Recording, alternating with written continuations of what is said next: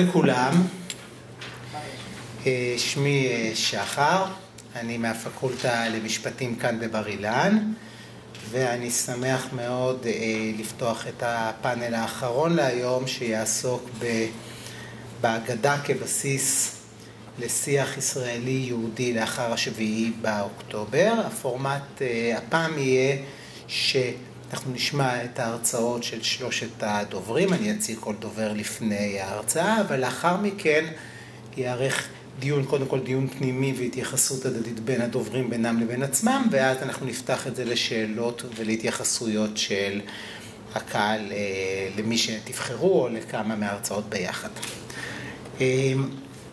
הדוברת הראשונה שלנו היא פרופסור יהודית האופטמן, שהיא פרופסור אמריטוס לתלמוד וספרות ותרבות רבנית בבית המדרש התיאולוגי לרבנים בניו יורק, שידוע לכולנו כ-JTS.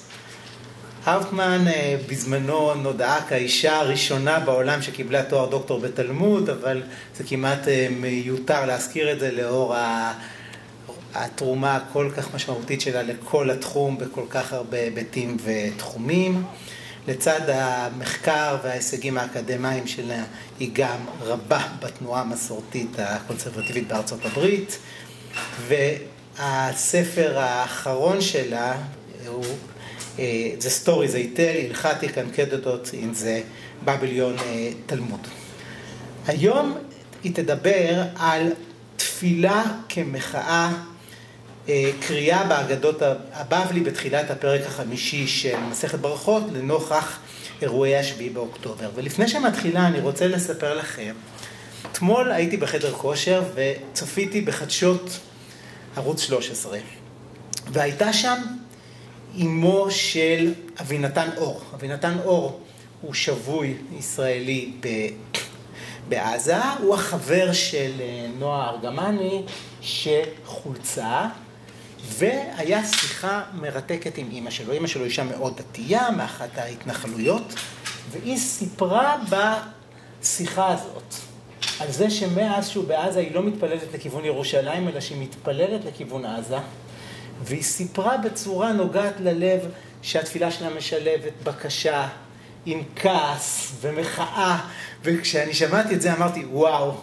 על זה אנחנו הולכים לשמוע היום בהרצאה שלך, אז אני ממש ממתין וממתין לראות מסכת ברכות ועל תפילה כמחאה.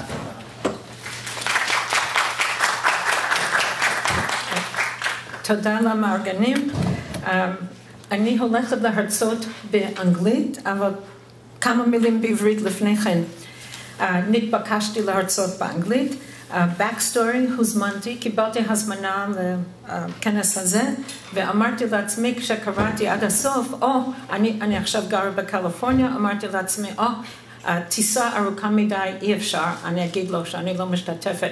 כעבור 5 שניות אמרתי לעצמי, יש כאן מלחמה, אני אשתתף, אני צריכה להראות סולידריות, ורק שתדעו. תודה רבה. המטוסים מלאים, המטוסים מניו יורק מלאים. הגעתי מניו יורק, הייתי קודם בכנס אחר. ועוד דבר אחד בהקדמה, זה לא מחקרי. כלומר, הפאנל הזה מתייחס למה שקרה כאן לפני 8 חודשים, וזאת תגובה. רק שתדעו, זו הרצאה שונה ממה ששמעתם קודם. אנגלית, אוקיי. I think, וכל אחד אני מקווה קיבל תמסיר. I think that the long opening sugya of Bavli Brachot 5 addresses the situation in which we find ourselves after October 7th. Many of us have probably studied this sugya in the past, but after October 7th, it speaks to us in new ways. This is rereading Talmud. I plan to show that the rabbis of the Talmud Chazal pondered the question of how one can celebrate, for instance, at a wedding, when others are suffering, and I will also comment on why the rabbis of the Talmud in the same sugya turned the submissive biblical Hannah into a fierce, outspoken woman. And אני אסמן לכם את המקורות כשנגיע לשם. The first Mishnah of Brachot 5, the first Mishnah of Brachot 5 says that a person should enter prayer from a stance of Koved Rosh. Although we understand Kalut Rosh, lightheadedness, which is the opposite of Koved Rosh, it is not clear to the rabbis of the Talmud what Koved Rosh means. The Sugya at first suggests that we learn the meaning of Koved Rosh from the biblical Chana, who was infertile, who prayed to God for a son and whose prayer was answered. But it goes on to say that since she was bitter and desperate, she is not a good model for Koved Rosh. After a few other verses are proposed and rejected, Rav Nachum Bar Yitzchak proposes that we learn Koved Rosh from Tehillim 2:11, which contains the expression V'gilu b're'ada, an oxymoron. Gila is joy, and re'ada is fear and trembling, emotions generally considered incompatible with joy. The parallel Yerushalmi passage also suggests this verse as a source for Koved Rosh, but attributes it to a different Tana, Rabbi Yossi Bar Chanina. So what does V'gilu b're'ada mean? According to Rav Ada Bar Matna, and the name of Rabbah, it is experiencing at the same time both Gila and Re'ada, joy and fear. This is still not fully understandable, but the Sugya continues with two anecdotes which help clarify the meaning of this phrase. Marbury de Ravina avat hilula livrei, chazanu de Rabbanan dahavu kabat chetuva, aite kasa de mugra bar arbaz ma'azuze, v'tavar kamayhu v'atzivu. Rav Ashi avat hilula livrei, ze otos tzipor, chazanu de Rabbanan dahavu kabat chetuva, aite kasa de zugita chivarta, v'tavar kamayhu v'atzivu. I'll just translate the second one. Rav Ashi made a wedding feast for his son, and he saw that the invited sages were excessively joyous. He brought a cup of valuable white glass and broke it before them, and they became sad. As is well known, these anecdotes provide the Talmudic origin for breaking a glass at a wedding. In the midst of joy, we are asked to spend a moment remembering that others are suffering. This is how to experience both joy and fear or trembling at the same time. Let me leave the sugya for a moment. We Jews in the United States are not threatened by Hamas or Hezbollah's bombs or attacks, so our existential situation is very different from yours. Even so, our profound horror at what took place here on October 7th and our concern and fear for the abducted hostages and the welfare of IDF soldiers is very, very deep. A question that immediately arose for us in the U.S. was, do we cancel our joyful or even routine activities in response to the catastrophic events that occurred on October 7th? I think that this sugya provides an answer. Weddings should be scheduled and attended, and guests can rejoice, but they must never go overboard. We must limit our celebration. Following those two anecdotes, the sugya says, Amar Rabbi Yochanan, Mishum Rabbi Shimon ben Yochai, Asur la'adam shimalei schok piv ba'olam hazeh, shenemar az yimalei schok pinu, ulshonenu rina imatai bezman sheyamru b'goyim, higdil Adonai lasot demele. Amru alav al Reish Lakish, miyamav lo milei schok piv ba'olam hazeh, mikish amam Rabbi Yochanan Rabbi. And although it's not my prepared remarks, I just want to say, when I first read this, even though I read it many times in the past, but when I read this after October 7th, it's, Reish Lakish got it right. Lo mi asur ladam lemal it's Rabbi Yochanan, Rabbi Shimon Bar Yochai, but then Reish Lakish took it to heart. Okay, Rabbi Shimon Bar Yochai is saying that we can never let ourselves fully experience joy, never reach peak happiness. Even at our most joyous moments, we cannot celebrate with abandon. We have to remember that at the very same time that we're rejoicing, there are tragic events taking place, there are grieving families, and so on. Rabbi Shimon Bar Yochai's student, Rabbi Yochanan, transmits Rabbi Shimon Bar Yochai's teaching to his own student, Reish Lakish, who took it to heart. So 3 generations of rabbi in the land of Israel all preach putting a lid on one's joy. I can only guess that they, like generations before them and like us today, saw devastating events take place in their own communities. According to the Talmud, this is all very well known, Rabbi Shimon Bar Yochai badmouthed the Roman government, saying that their improvements, such as markets and bathhouses and bridges, were not for the public good, but for the good of the government, for instance, to collect taxes. His comments reached the ears of government officials. They sentenced him to death. He and his son hid in a cave until the Roman emperor who issued the death sentence died. With this background, it is not surprising that this Tana would issue such a statement. It is also not surprising that 2 generations later, Reish Lakish adopts the same stance. It is likely, we'll never know, that he too witnessed suffering. In the generation of Reish Lakish, according to Professor Saul Lieberman, there was little religious persecution, but the Roman government demanded such high taxes that many people were living in extreme poverty and on the brink of starvation. The Sugya continues with another requirement for prayer. In addition to Koved Rosh, one needs to have kavanah, exemplified by early pious men who would spend time before prayer to prepare for prayer. The rabbis who discuss the meaning of kavanah seem obsessed with the biblical Chana. Not only did one rabbi open the Sugya with mention of Chana as a possible source of Koved Rosh, but in the lengthy discussion of kavanah that follows, she becomes the main source. Although it is true, before mentioning her, the Sugya derives some rules of prayer from the biblical personages Daniel and King David. Daniel's described as praying 3 times a day towards Jerusalem from Babylon. King David is assumed to have composed the Psalms, which still appear in the Siddur in great numbers. The Sugya then turns to Chana. The first mention of Chana in this prayer context is by Rav Himnuna, who says we can learn 4 important rules of prayer from her. In the Yerushalmi, it's Rabbi Yossi Bar Chanina. And I'm going to read the text. Amar, this is number 2. Amar Rav Himnuna, Kama Hilchata Gibor Avota, Ika L'Mishma Mehani Kra'e Dechana. And then he takes the pasuk, just one pasuk, Shmuel Aleph, Parak Aleph, pasuk Yud Gimel.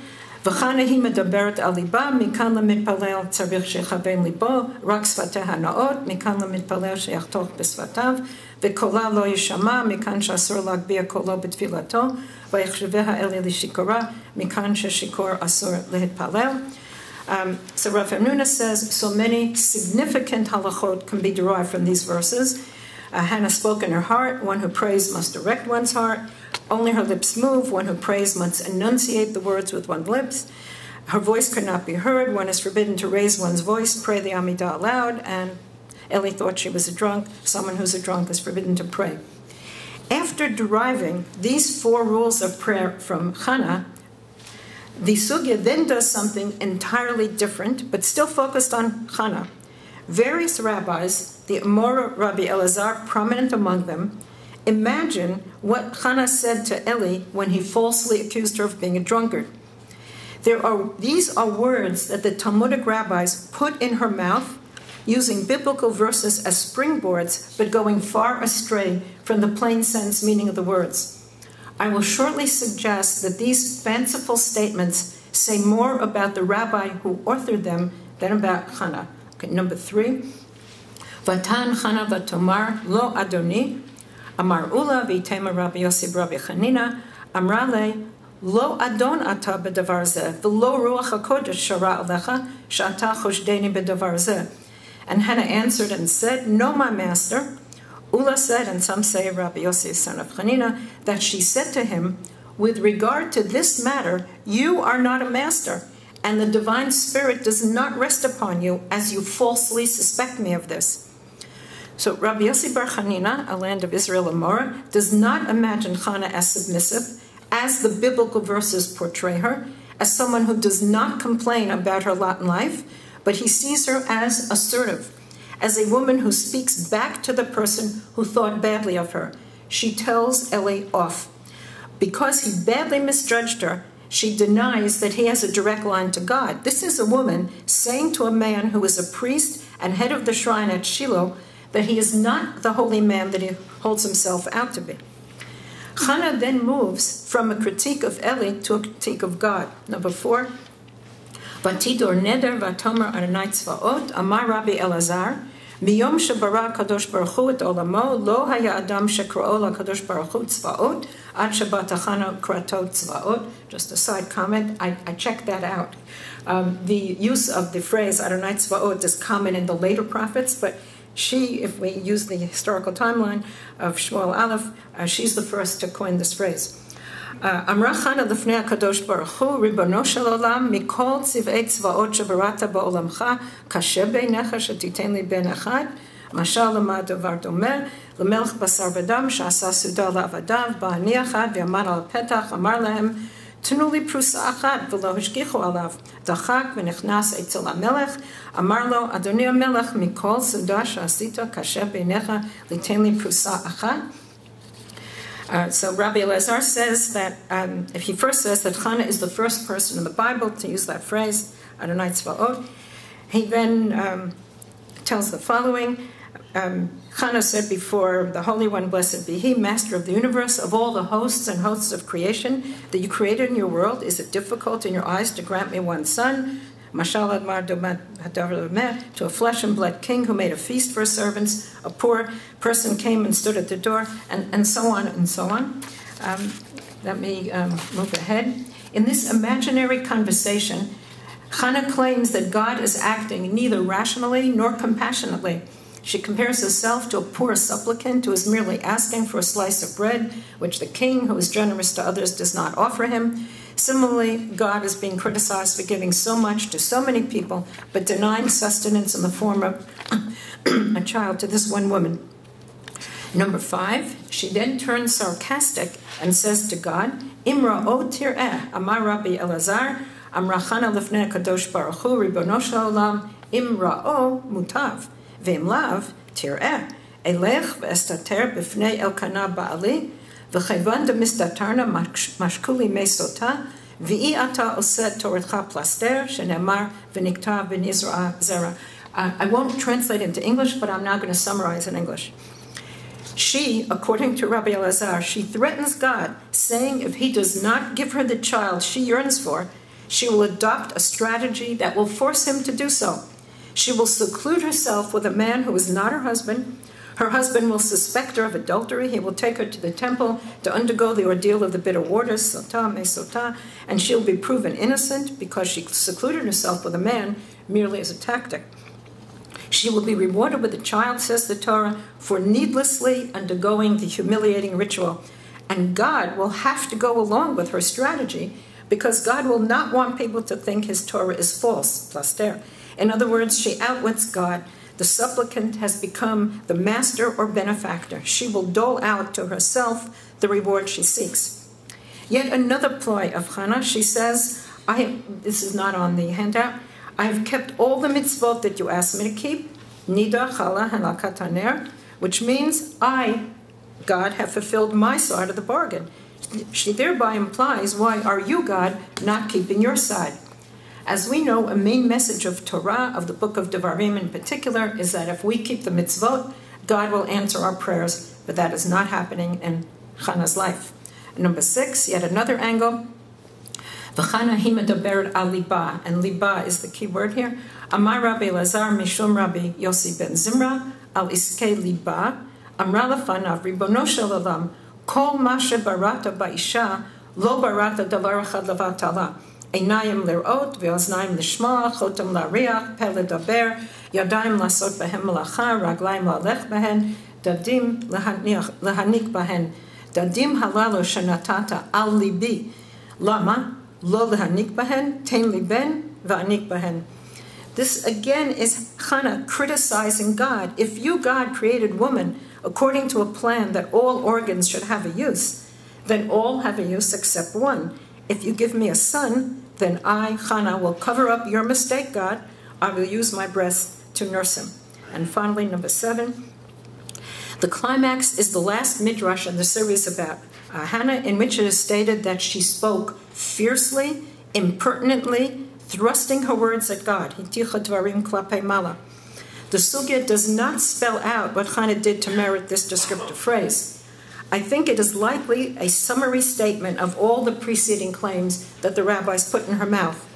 True, the sugya goes on to say that both Moshe and Eliyahu spoke fiercely to God, but only a few, much milder examples are provided for how they did so. So the question is, why did the rabbis turn the biblical submissive Hannah into an outspoken rabbinic Hannah?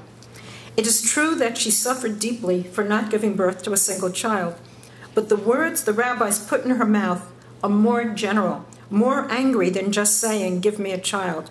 Her imagined words project a sense that God is not paying attention to the world and its inhabitants, that the devastating events taking place indicate that God is not keeping his end of the bargain. The fact that the Sugya groups Hannah and with Moshe and Eliyahu strengthens this claim. The terms of the covenant, which is the basis of our relationship with God, state that if we keep the mitzvot that God asks us to keep, then God will give us the things we want as human beings, which are peace and security and prosperity and longevity and progeny. But this is not happening to Hannah, and very likely not to Rabbi Elazar or the other rabbis who wrote these midrashim that subvert the plain sense meaning of the words. Moving to my last several paragraphs, I cannot say that what happened here on October 7th was similar in any way to what the rabbis of the Talmud were experiencing. But the rabbis who wrote these midrashim, most of them living in the land of Israel, through imagining what Hannah was saying to God, are likely voicing complaints about the injustices and tragedies they were enduring in their own lives. The lesson seems to be that we need not, like the biblical Hannah, remain silent and submissive. Rather, we can say to God, "How can you let this happen? Didn't we have an agreement? We did what you asked us to do. Why are you not keeping your promises to us?" In a post-October 7th world, we should not say that our behavior, perhaps our lapses in observance, brought this tragedy on ourselves. But even if we don't, it is hard to see how we can ever recover from this tragedy. It will be with us for the rest of our lives, as the Holocaust is always with us. When I read sections of Midrash or Agada in this post-October 7th world, I feel the text is speaking directly to me, to us. These passages may be close to 1800 years old, but they address the ongoing human condition. The Midrashim can upset us by raising deep philosophical questions about why bad things happen to good people, but they can also comfort us by telling us that one way to deal with the tragic events is to voice one's complaints to God, to express anger, to say to God, "Why did you let this happen?" That is the reason, I think, for the rabbinic transformation of the biblical Hannah from subversive to assertive to accusatory. This is as far as the sugya goes in reflecting on these issues, since I want to end on a positive note, and since the rabbis of the Talmud are the ones who selected many of the haftarot, I will end with the final verses we read of the haftarah that we read 2 weeks ago for Parashat Bamidbar. The prophet Hosea says, "V'charati lehem brit bayom hahu, v'keshet v'cherev u'milchama eshbor min haaretz, v'hishkaftim lavetach, v'erastich li le'olam, v'erastich li b'tzedek u'v'mishpat u'v'chesed u'v'rachamim, v'erastich li be'emunah v'yadat et Hashem."